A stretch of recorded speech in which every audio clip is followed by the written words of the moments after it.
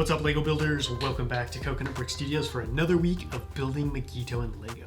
I've been at war in my head since the very beginning of this mock series. I've been trying to decide whether or not I should light up the buildings in the city. On the one hand, lights are pretty expensive, especially if you go the light my bricks route like I do, but on the other hand, how epic would it be to see these massive glowing bridges leading up to a city full of light? Plus, on the flip side, how lame would a dark, empty city be? What kind of place is this?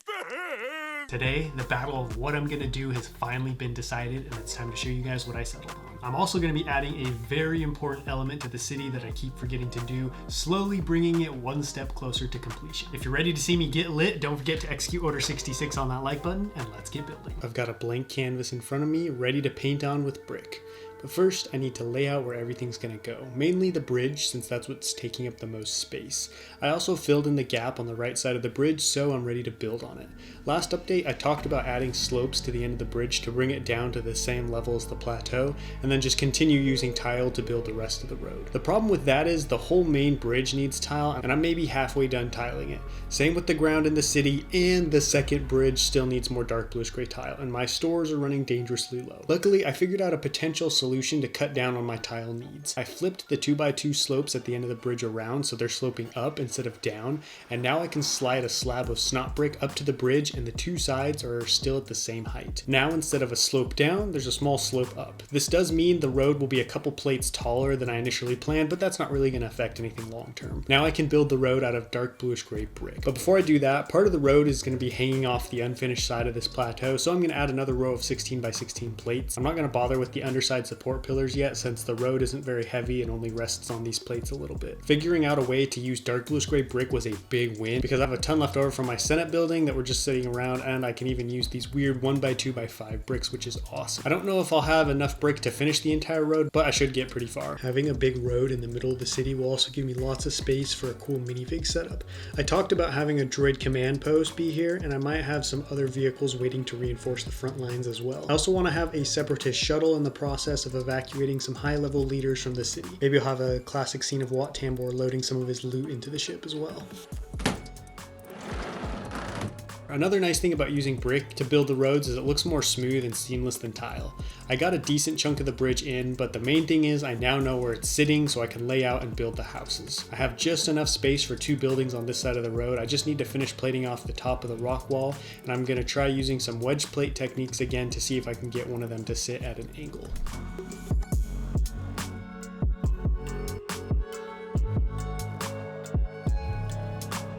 At this point, you're all pretty familiar with how these houses come together, a simple base with a tapered baby toy of a roof. As far as the design goes, they're great. The only issue I have with them is they don't light up. In the beginning, I was planning on just lighting the bridges and leaving the city dark, since to light each house, I would need a lot of components, which wouldn't be cheap, and I had no idea how I would wire the buildings so the light was distributed evenly, since I was working with bar and bit lights that only shine in one direction, but I needed the buildings to be illuminated from all angles. But as I started lighting the bridges and saw how cool they were, I began to worry that having these glowing builds leading up to a blank dark city would look weird and take away from the overall impressiveness of the mock. And the last thing I want to happen is put all this work into building such a unique mock and then look at it and regret not lighting up the city. Then one day I happened to walk by my brother's room and I was hit with an idea. I saw they were using these little battery powered square lights. They were super bright and looked like they could fit in the buildings pretty easily. So I built a prototype roof where each dish was hollowed out and there's no black brick behind the windows to let light shine through the whole thing. I stuck a light in and bam, I had a glowing, evenly lit building. Now it's not perfect yet. I do need to adjust it to get more of the upper windows shining, but at least I know it's possible. I got a 6-pack of these from Home Depot for only 20 bucks, and they can be remotely operated, so I don't need to remove the roofs to light up the city, plus it comes with all the batteries I need. Now that I have the lighting puzzle solved, I can place the houses in the city. Well, house. I wanted to get both houses done this week, but I don't have all the parts for the second one. I could have placed this building squarely on the ground, but I get tired of the same old thing all the time, so I'm going to use these wedge plates, which give you a really nice angle to build with, but still allows you to run brick or tile right up to the frame. I also decided to just tile off around this frame of wedge plates right now because it's a lot harder to get my hands in and put those tiles in when the building and its giant roof is in place.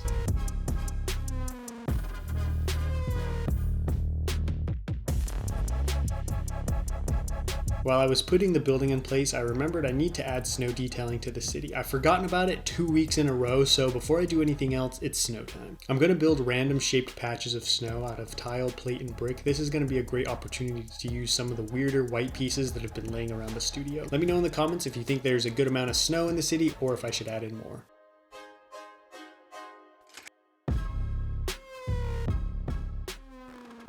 The middle plateau is starting to take shape, but there's more to be done than I anticipated.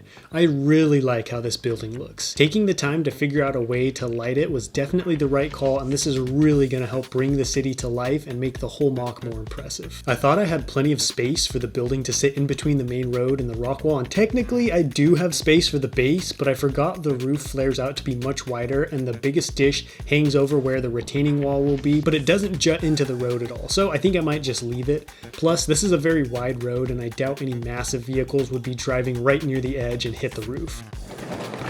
The house is already pretty close to the edge of the rock wall as well, and I only have the space to move it one stud to the left, so there isn't much room for adjustment anyways. Even though I don't have the parts for the second house yet, I would still like to lay out where it's going to be. That way I can know where to build the ingot path leading up from the stairs and add the cobblestone walkways up to the houses. Then I can tile off the rest of this plateau and add the trees and other details. I also started building the retaining wall for the main road. I had to make it taller than the retaining wall of the bridge to account for the extra step up in height from the snot brick road. So there's a pretty big step where the two walls meet, but I thought this would look better than having the whole thing be at the same height and have a retaining wall that was barely taller than the road. I mean, what would even be the point of having a wall that short? I didn't realize how much better this city was going to look by just adding a bunch of random snow patches. It adds a surprising amount of color contrast and immediately changes the vibe of the whole place. It now feels colder and more unique than your traditional city build.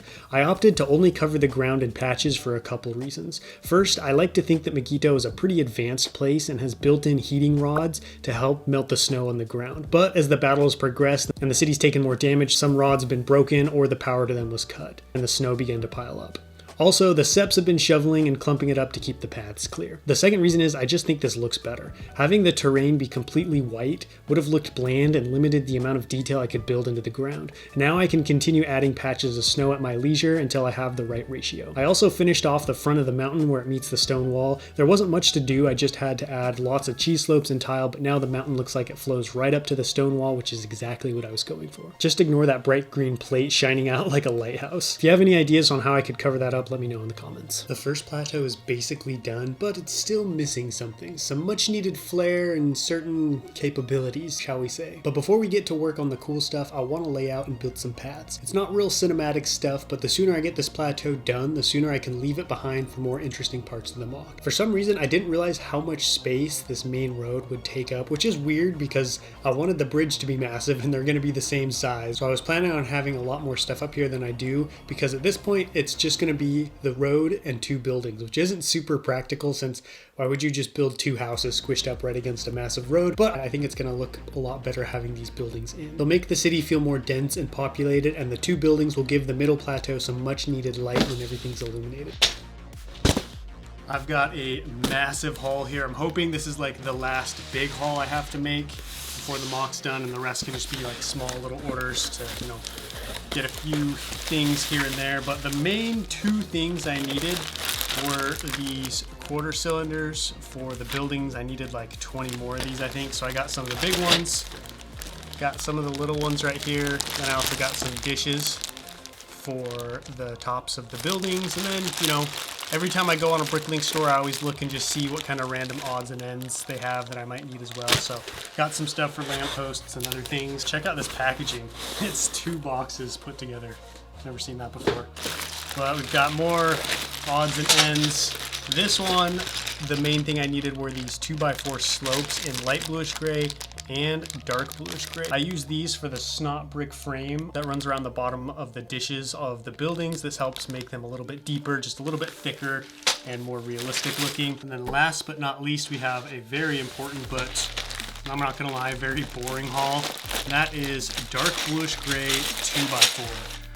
I just need this to finish the side wall on the far side of the mock. Ran out of brick, unfortunately, and I just need to get it high enough that I can build the final plateau. I'm probably going to leave a large chunk of it open like I did the other side, but I at least need something at the very top to build on. Now we get to the good stuff. I've been thinking about what I could add to the roof of the treatment plant to spruce it up a bit. I also realized the city really needs some air defense, or what's stopping Republic gunships from just swooping in and dropping off troops in the streets. Then it hit me, I can knock out 2 birds with 1 stone here. Why not just build an anti-aircraft emplacement on the plant roof? I think a couple of you guys suggested the same thing, so it's time to make it happen. I have this anti-aircraft gun left over from Mygeeto In LEGO mock. It's kind of a weird design, but has some cool features. The guns fold down, as well as the windshield, so the gunner can get in and out. I wanted to design something myself, so that's why it doesn't look like your traditional Star Wars anti-aircraft cannon, but it's got some familiar features. The main thing I wanted to capture is the multiple barrel look, iconic to not only Star Wars, but real-world anti-aircraft guns from World War II. I also took some inspiration from the mechs in the Matrix movies, and put the guns on movable arms of sorts, and I have a gunner in a central cockpit protected by a windshield. I put the whole thing on a turntable so it can rotate up, down, and 360 degrees as long as no one's in the way. Let me know in the comments what you think of this design. I remember not being super happy with it at the time that I designed everything, but looking at these turrets now, I really like them. I want the whole city covered, so I built 3 of these, 1 for each plateau. I popped off the big tile piece on the plant roof and placed the turret, then tiled off around it. To help set the stage a little more, I added a little sandbag barricade and a droid to protect against short-range threats like a Delta Squad ambush, although I doubt some sandbags and a droid are going to be much help. While I was over here, I also built the back wall of the plant. Now the ladder leading up to the roof makes a lot more sense. I still have 2 guns to place, and the middle section is a little tricky since there aren't any high vantage points to use, but I think I might place a couple at the back of the droid command base on the main road. Although the Seps are going to need their best gunners in these 2 so they don't accidentally shred the nearby buildings. This is just what the city needed. Now it feels even more like a separatist stronghold and helps explain why the Republic is so desperate to push across the bridge and take the city. They need to dismantle the anti-aircraft guns before any Republic ships can enter or fly over the city. I also have advanced radar systems in the droid base feeding intel to the guns. This was a really fun but challenging update. As I near the end of a mock series, the video updates get harder to make because there's less structure, meaning I typically focus each update around 1 or 2 large builds and throw a couple of entertaining small things in to round out the episode, basically A story and B story. This helps me know what to build, make sure the video has a good structure and narrative, and make sure everything's progressing at a good pace.